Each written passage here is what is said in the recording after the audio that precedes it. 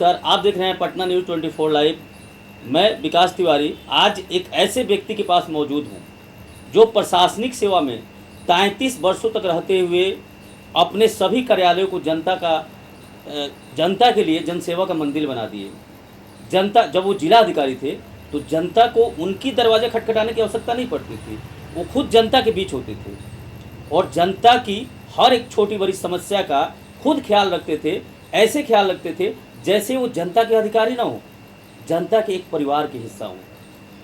और अब एक बदलाव और विकास का संकल्प लेकर जहां वो पले बढ़े, जिस मिट्टी में वो जन्म लिए, वहां राजनीति में उतर चुके हैं। तो बहुत बहुत स्वागत है। और ये नाम इतना चर्चित है कि पूरे बिहार में ऐसा कोई नहीं होगा जो इस नाम को न जाने न पहचाने। हमारे साथ आज बात करने के लिए पूर्व आईएएस अधिकारी दिनेश कुमार राय जी मौजूद हैं। बहुत बहुत स्वागत है सर आपका पटना न्यूज़ 24 लाइव में। धन्यवाद, आपको भी स्वागत है। सर, आप राजनीति में तो आ चुके हैं, एक आईएएस अधिकारी भी थे, जनता के बीच काफ़ी लोकप्रिय रहे सर। तो इतना मतलब कठिन फैसला जो आपने लिया सर राजनीति का, एक आईएएस इतने बड़े पद को छोड़कर, तो ये फैसला दिल से लिया या दिमाग से सर? एक लंबे समय तक प्रशासनिक सेवा में रहने के बावजूद भी मैं लोगों से जुड़ा रहा, लोगों की सेवा करते रहा। समाज सेवा की भावना मेरे अंदर मौजूद रहती थी और काफ़ी कठिन था निर्णय लेना। आसान निर्णय नहीं था, लेकिन दिल से निर्णय लिया, अपने परिवार से विचार विमर्श करके लिया। और समाज की जो सेवा की भावना थी, जो सचमुच में वो सरकारी सेवा में रहकर नहीं किया सकता था, क्योंकि सरकारी सेवा में एक सीमाएँ होती हैं। और लेकिन यहाँ से मैं जन्म लिया हूँ, करगहर विधानसभा क्षेत्र है, उन लोगों के लिए, रोहतास जिला के लिए मैं कुछ सेवा करना चाहता था, लोगों से मिलना चाहता था, अपनी सीमाओं से दूर हट करके मैं बहुत कुछ करना चाहता था। इन्हीं बातों को लेकर समय के विचारोपरांत मैंने यह निर्णय लिया कि सरकारी सेवा से मुक्त हो जाऊँ और मुक्त होकर मैं जनता की सेवा में लग जाऊँ। इसी का नतीजा है, इसी का परिणाम है कि मैंने सरकारी सेवा से वीआरएस लिया है। जब सर आप प्रशासनिक अधिकारी थे तो अपने कार्यालयों को आप जनसेवा का मंदिर बना दिए थे, तो क्या कुछ इसी तरह की परंपरा राजनीति में भी शुरुआत करनी है क्या सर? निश्चित रूप से यदि मैं सरकारी पदाधिकारी रहकर, प्रशासनिक सेवा के अधिकारी रहकर जनता की सेवा में लगा रहता था, इसका उद्देश्य कोई कुछ और नहीं था। और ऐसा कोई नियम कानून नहीं है कि आप सरकारी सेवक हैं, प्रशासनिक पदाधिकारी हैं तो वहाँ की जनता की, वहाँ के लोगों को आप बात नहीं सुनने। बात तो सुनना ही है, और बात सुनकर लोगों की सेवा करना, सरकार की नीति और दायित्वों को लागू करना, ये कोई एहसान की बात नहीं, कोई कृपा की बात नहीं है, बल्कि हर अधिकारी का यह दायित्व होता है, हर कर्मी का यह दायित्व होता है कि सरकार का जो क्रियाकलाप है, जो सरकार की कल्याणकारी योजनाएं, उसको जनता तक पहुंचाए।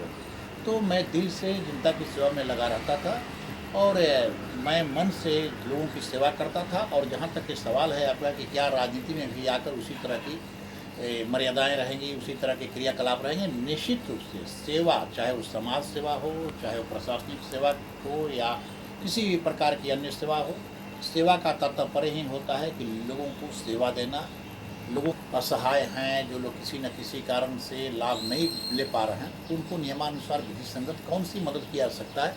निश्चित रूप से यदि ईश्वर की कृपा से, लोगों की दुआ से, लोगों के आशीर्वाद से किसी भविष्य में जवाबदेही और जिम्मेवारी मिलती है, तो मैं निश्चित रूप से लोगों को उसी तन्मयता के साथ काम करूंगा जो प्रशासनिक सेवा में रहकर किया करता था। जी बिल्कुल, लेकिन करगहर की जनता सर आपको बेटा का काफ़ी साथ दिए सर, अब आप नेता की तरह उभर कर आए हैं, तो ये जो बेटे का रिश्ता है करगहर वासियों से आपका, तो इस रिश्ते को राजनीति में आने के बाद किस प्रकार मजबूत करेंगे?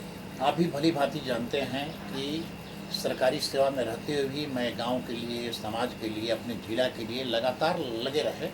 और कोई घर का बेटा यदि कोई आईएएस ऑफिसर होता है, आईपीएस ऑफिसर होता है या किसी भी प्रकार की कर्मचारी रहता है, तो अपने घर और परिवार के लिए नहीं रहता है। तो मैं जिस जिले का वासी हूँ, जिस प्रखंड का वासी हूँ, वहाँ के लोगों के लिए मेरे दिल में हमेशा सम्मान रहा।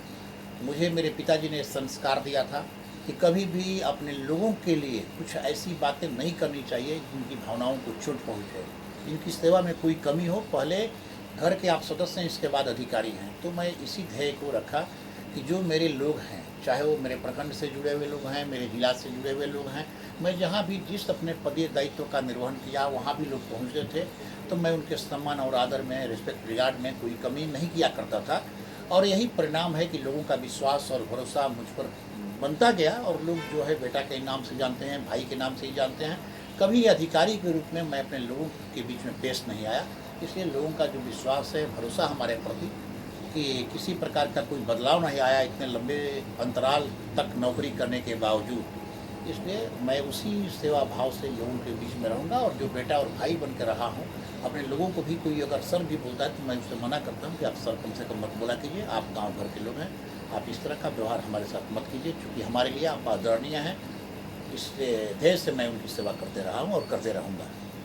सर, लगातार जो खबरें करगहर विधानसभा से निकल कर आ रही है, तो नो डाउट ये कहने में मुझे बिल्कुल निसंकोच है कि अप्रत्याशित जीत वहाँ से आपकी होने वाली है। और लेकिन जो जीत के बाद जो पहला बदलाव जो दिनेश कुमार राय आज तक अपने गांव के लिए, अपने लोगों के लिए इतना कुछ काम किए, लेकिन जो विधायक के रूप में जो पहला बदलाव की कदम होगी वो क्या होगी, उसकी रूपरेखा क्या होगी? वो तो सब समय तय करेगा कि क्या होगा क्या नहीं होगा, क्योंकि पद लेने से पहले बहुत सारे लोग बहुत तरह की बातें करते हैं। मुझे कुछ ऐसी बातें नहीं करनी है जो लीक से हट कर कहो।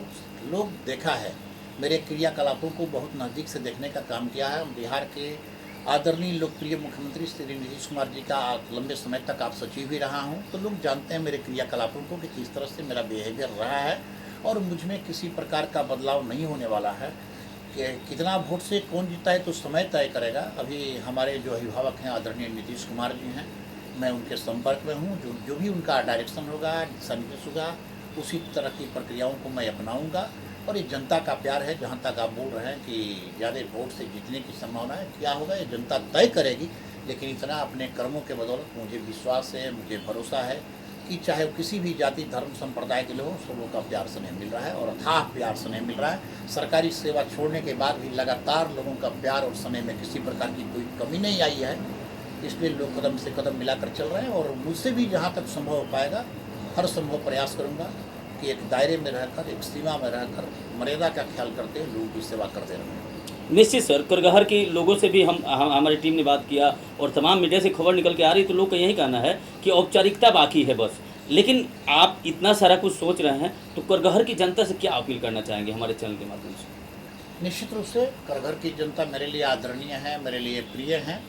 और जो मेरा जो उन लोगों के साथ लगाव रहा है, जो उनका विश्वास और भरोसा है, जो लोग उम्मीद जताए हुए हैं, यदि ईश्वर ने मौका दिया और जनता के बीच में किसी प्रतिनिधि के रूप में सेवा करने का मौका मिला, तो मैं यही अपेक्षा करूंगा कि आप मुझे साथ दें। मैं हमेशा आपके साथ अभी आपके सही कार्यों के लिए आपके लिए समर्पित रहूंगा। आपकी भावनाओं को कभी चोट पहुंचाने का काम नहीं करूंगा, आपकी भावनाओं को कभी छलने और ठगने का काम नहीं करूंगा, बल्कि आपके साथ कदम में कदम मिलाकर चलूंगा। जो संभव नहीं हो पाएगा मैं हाथ जोड़कर सीधे प्रार्थना कर दूंगा कि मुझसे संभव नहीं है, लेकिन जहाँ तक जो दायरे में होगा, सीमा में होगा, उसके लिए मैं अथक प्रयास करूँगा। उन्हें विश्वास में लेकर चलूँगा और उनको सारी बातों में सहभागी बनाऊँगा ताकि हर बातों को समझे। उनके लिए मैं विधायक नहीं, उनके लिए जिस तरह से मैं प्रशासनिक पदों पर रह करके बेटा और भाई के रूप में कार्य करता था, ठीक उसी प्रकार से मैं एक जनप्रतिनिधि भी रहूँगा। यदि मौका भगवान ने दिया तो निश्चित रूप से अपने से बड़ों का आदर करूँगा और मैं उनके लिए बहुत ही बेहतरीन ढंग से, बड़ी ही सभ्यता और सुसंस्कृति के साथ उनकी सेवा में संलग्न रहूँगा। और यही उनसे अपेक्षा करिए, शक्ति दीजिए, आप मेरे साथ जुड़िए, क्योंकि आपका विश्वास, आपका भरोसा ही मेरी ताकत रहेगी। जी बिल्कुल, बहुत बहुत धन्यवाद सर, आप हमारे साथ जुड़े और तमाम उन सवालों का जवाब दिए जो जनता आपसे चाहती थी। और ये बात मैं बिल्कुल दावे के साथ कह सकता हूँ कि जब कोई ऐसा प्रत्याशी जो आपका बेटा बन चुका हो और आपकी आदर की बात करता हो, तो उसकी विधानसभा में जीत होनी ही चाहिए। और जिस तरह से अभी तक जो रुझान निकल कर आ रहा है, उस हिसाब से अप्रत्याशित जीत होने की पूरी संभावना नज़र आ रही है। आप देख रहे हैं पटना न्यूज़ 24 लाइव, मैं विकास तिवारी, धन्यवाद।